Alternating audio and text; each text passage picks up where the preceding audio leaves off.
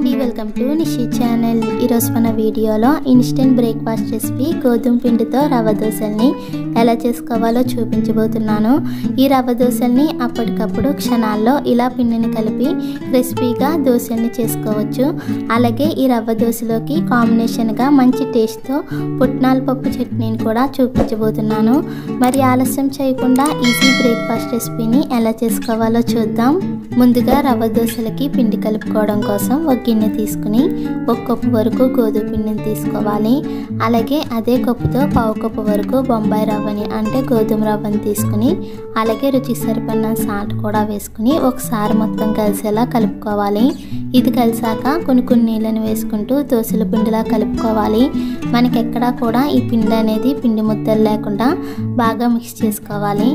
ఇలా కలిసిన తర్వాత మూత పెట్టి 15 నిమిషాల పాటు నానబెట్టుకోవాలి. ఇలా నానబెట్టుకోవడం వల్ల మనకి రవ్వ అనేది బాగా నానుతుంది. ఇది నానేలోగా మరొక పక్కన చట్నీ చేసుకోవడం కోసం మిక్సీ జార్ తీసుకుని ఒక కప్పు వరకు పుట్నాల పప్పు వేసుకోవాలి. అలాగే 2 టేబుల్ స్పూన్ వరకు పచ్చి కొబ్బరిని చిన్న చిన్న ముక్కలుగా కట్ చేసుకుని వేసుకుని అలాగే 5-6 పచ్చిమిర్చిని కూడా ముక్కలుగా కట్ చేసుకుని వేసుకోవాలి. అలాగే చిన్న అల్లం ముక్క, 3 వెల్లుల్లి రేఖలు, రుచికి సరిపడిన సాల్ట్ కూడా వేసుకుని కొంచెం చింతపండుని కూడా వేసుకోవాలి. అలాగే కొంచెం కొత్తిమీరని కూడా వేసుకుని నీళ్ళని వేసుకుంటూ మెత్తగా గ్రైండ్ చేసుకోవాలి. ఇలా మెత్తగా గ్రైండ్ చేశాక ఒక గిన్నెలోకి తీసుకుని ఈ పచ్చళ్ళలోకి పోపు పెట్టుకోవడం కోసం జీలకర్ర, ఆవాలు, మినపప్పు, ఎండుమిర్చి, కరివేపాకు పోపు పెట్టుకుని పచ్చడిలో వేసుకుని ఒకసారి మొత్తం కలుపుకోవాలి. అంతే మనకి పుట్నాల పప్పుతో కమ్మటి చట్నీ అయితే రెడీ అయిపోయింది. ఇలా 15 నిమిషాలు అవ్వేసరికి రవ్వ కూడా బాగా నానుతుంది.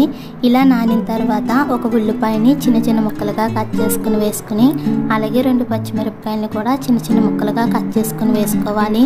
ఇప్పుడు సన్నగా తరిగిన కొంచెం కరివేపాకు, కొంచెం కొత్తిమీరని కూడా వేసుకుని 1 టేబుల్ స్పూన్ వరకు జీలకర్రను కూడా వేసుకుని ఒకసారి మొత్తం కలిసేలా కలుపుకోవాలి. ఇలా కలిసిన తర్వాత 1-2 కప్పుల వరకు నీళ్ళని వేసుకుని ఈ పిండిని పలుచగా కలుపుకోవాలి. మనం నార్మల్గా దోశలు కలుపుకునే పిండిలా కాకుండా బాగా పలుచగా కలుపుకోవాలి. ఇక్కడ చూపించే విధంగా ఇలా పలుచగా కలిపిన తర్వాత గ్యాస్ పై ప్యాన్ పెట్టి బాగా వేడి చేసుకోవాలి. ఇలా ప్యాన్ బాగా వేడవ్విన తర్వాత 1 టేబుల్ స్పూన్ వరకు ఆయిల్ వేసుకుని ఉల్లిపాయను తీసుకుని ఇక్కడ చూపించే విధంగా ఈ ప్యాన్కి బాగా రుద్దుకోవాలి. ఇలా రుద్దడం వల్ల మన రవ్వ దోశ ఎంత పలుచగా వేసినా సరే ప్యాన్ కంటుకోకుండా మనకి ఈ దోశ అనేది బాగా వస్తుంది. ఇలా రుద్దిన తర్వాత మనం తీసుకున్న పిండిని మరొకసారి కలుపుకొని ఇక్కడ చూపించే విధంగా పిండిని ఒక చోటే వేయకుండా ప్యాన్ అంతా స్ప్రెడ్ చేసుకుంటూ వేసుకోవాలి. మనం దోశ వేసుకుని ప్రతిసారి పిండిని కలుపుకొని వేసుకోవాలి. ఎందుకంటే మనకి నీళ్ళన్నీ కూడా పైకి తేలిపోయి రవ్వ అనేది అడుక్కి వెళ్ళిపోతూ ఉంటుంది.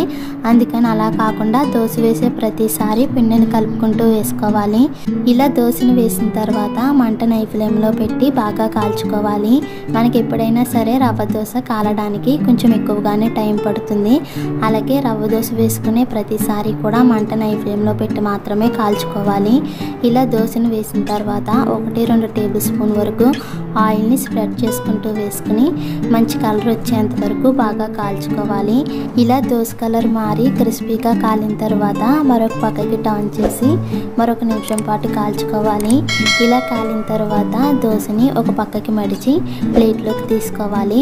ఇలా దోశలు వేసుకునే ప్రతిసారి కూడా ప్యాన్కి ఉల్లిపాయను రుద్దుకుని పిండిని కలుపుకుంటూ వేసుకున్నామంటే మనకి దోశలు అనేవి క్రిస్పీగా బాగా వస్తాయి.